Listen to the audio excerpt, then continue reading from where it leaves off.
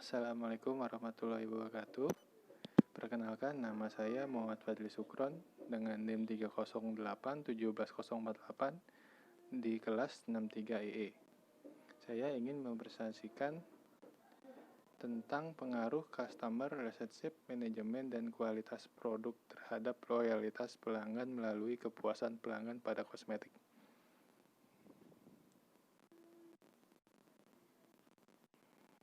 Yang pertama, latar belakang, rumusan masalah, informasi perusahaan, kelebihan dan kekurangan, hal yang dikembangkan, dan kesimpulan dan saran.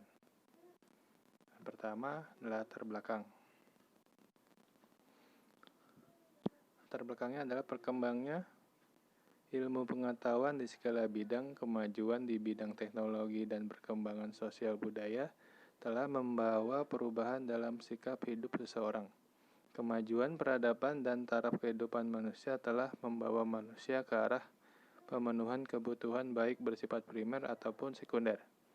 Pada zaman modern ini, kelainan kulit estetik telah merupakan problema yang mendapat perhatian khusus dalam kehidupan manusia. Pemakaian kosmetik merupakan hal yang sangat diperlukan oleh seseorang.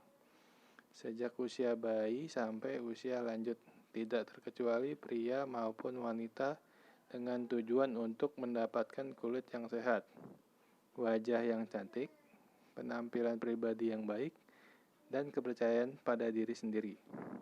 Perhatian berlebihan terhadap masalah kulit estetik serta meluasnya pemakaian kosmetik oleh masyarakat dengan segala dampak positif dan negatif yang diterima oleh kulit telah membawa perkembangan pula dalam ilmu kedokteran pada umumnya, di bidang dermatologi pada khususnya.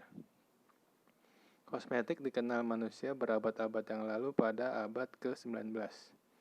Pemakaian kosmetik mulai mendapatkan perhatian, yaitu selain kecantikan juga untuk kesehatan.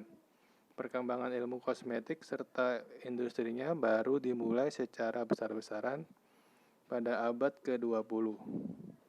Kosmetik termasuk dalam bagian dunia usaha. Bahkan sekarang teknologi kosmetik begitu maju dan merupakan paduan antara kosmetik dan obat atau yang disebut kosmetik medik.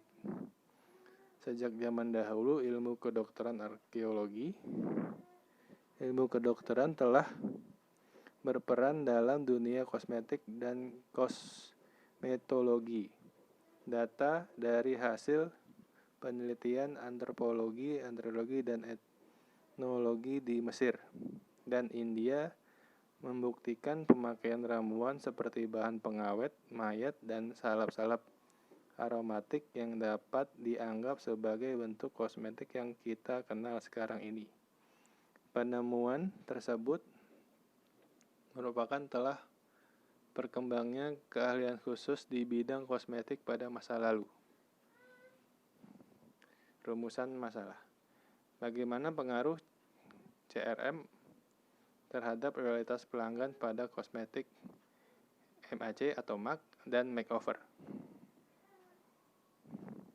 Nah, pada tahun 1985, dengan nama sebelumnya PT Pustaka Tradisi Ibu, dengan brand pionir mereka yakni Putri dengan tagline Salon's Best Choice, di tahun 1995, perusahaan ini memperkenalkan merek kosmetik mereka dengan nama Wardah Kosmetik di tahun 1999. PT Pustaka Tradisi Ibu melalui pabriknya telah mendapatkan sertifikasi halal pada LPPOM MUI dengan brand kosmetik Wardah sebagai pionir brand halal di Indonesia.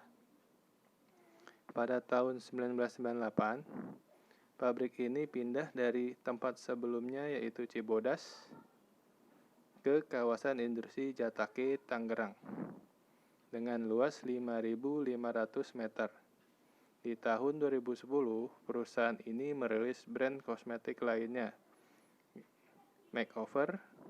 Seiring berjalannya waktu, di tahun 2011, perusahaan ini berganti nama menjadi PT Paragon Technology and Innovation, yang sebelumnya bernama PT Pustaka Tradisi Ibu.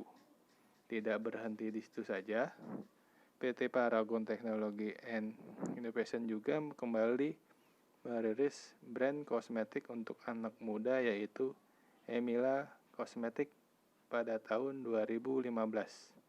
Seiring dengan terus berkembangnya PT Paragon Technology and Innovation, perusahaan ini juga terus berhasil meraih berbagai penghargaan. Informasi perusahaan. Seni makeup kosmetik menjadi hidup di Toronto, Kanada. Makeup artis dan fotografer Frank Toscan dan pemilik salon Frank Angelo menjadi frustasi dengan kurangnya makeup yang dapat difoto dengan baik. Jadi mereka memutuskan untuk membuat sendiri. Pada awalnya mereka membuat kosmetik di dapur mereka dan menjualnya langsung dari salon kepada semua makeup artist dan juga para model dan fotografer. Tidak lama kemudian, para stylist dan editor fashion mulai masuk dalam marketing mereka. Seiring dengan meningkatnya kredit di majalah dan iklan dari mulut ke mulut, popularitas mereka berkembang. Kolaborasi duo ini meluncurkan MAC atau MAC di bulan Maret 1984 dari sebuah counter di department store di Toronto. Pendekatan mereka adalah utilitas dengan kualitas tinggi, dengan makeup dikemas dengan pot berwarna hitam dibandingkan dengan tempat bedak kompak, di mana merek makeup besar lainnya pada masanya didominasi oleh perusahaan perawatan kulit. MAC memilih untuk membangun diri sendiri menjadi sebuah perusahaan dengan pokok tentang warna. Profesional makeup artist menjaga counter adalah sesuatu yang pertama dilakukan di industri ini. Salah satu dari tawaran yang paling populer adalah lipstick matte warna merah intens yang mendapatkan dorongan dengan penampilan di sebuah pemotretan yang dibintangi oleh Madonna, dan setelahnya terlihat menggunakan kaos dengan logo MAC.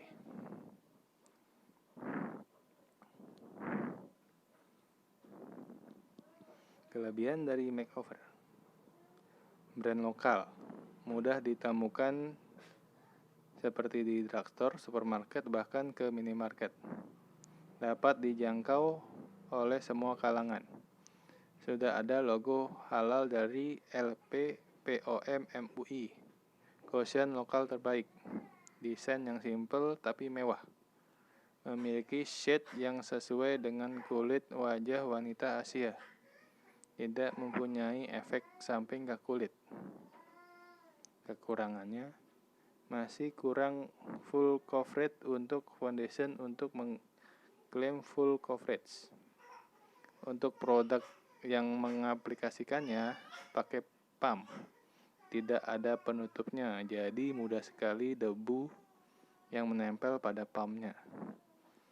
Untuk produk cream face concealer diberikan brush, tapi brushnya yang kecil bikin sulit mengaplikasikannya ke wajah. Kelebihan dari MAC atau MAC, brand luar negeri,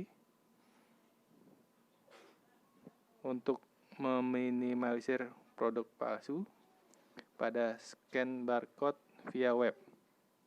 Full coverage, menjangkau luar maupun dalam negeri.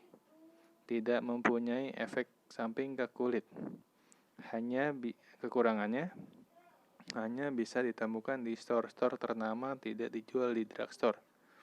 Belum ada logo halal dari LPPOM MUI. Harganya cukup mahal, tidak terjangkau rakyat kelas menengah. Strategi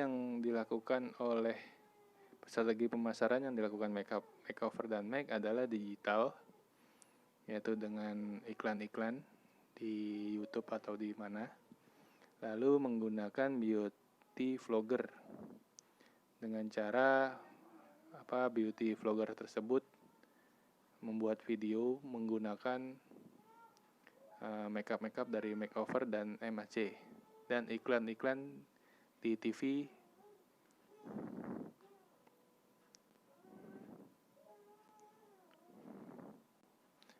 Future development, inovasi, kemampuan untuk terus mengembangkan dan membuat inovasi pada produk serta layanannya, dan terbukti dalam menetapkan portofolio lini produk yang memuaskan di antara industri kosmetik.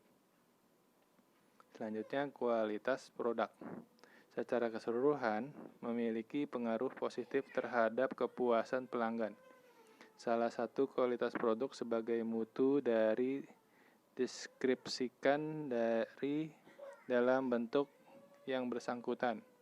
Kualitas ditentukan oleh sekumpulan kegunaan dan fungsinya, termasuk di dalam daya tahan, ketergantungan pada produk atau komponen lain, eksklusif, kayak nyamanan, wujud luar, atau warna, bentuk, membungkus, dan sebagainya. Yang terakhir, kesimpulan dan saran. Dari masing-masing brand memiliki kelebihan dan kekurangan sendiri dari produk mereka. Mereka pun punya target market sendiri dengan keadaan masyarakat Indonesia. Sepertinya Makeover jauh diminati ketimbang produk makeup dari brand Make. Dikarenakan produk-produk makeup yang dijual Makeover jauh terjangkau oleh dan sudah berlogo halal dari MUI. Sarannya yaitu terutama kepada pemakai makeup, berilah barang tersebut sesuai dengan kebutuhan dan budget sesuai kantong kalian masing-masing. Terima kasih. Sekian presentasi dari saya. Lebih dan kurangnya saya mohon maaf. Assalamualaikum warahmatullahi wabarakatuh.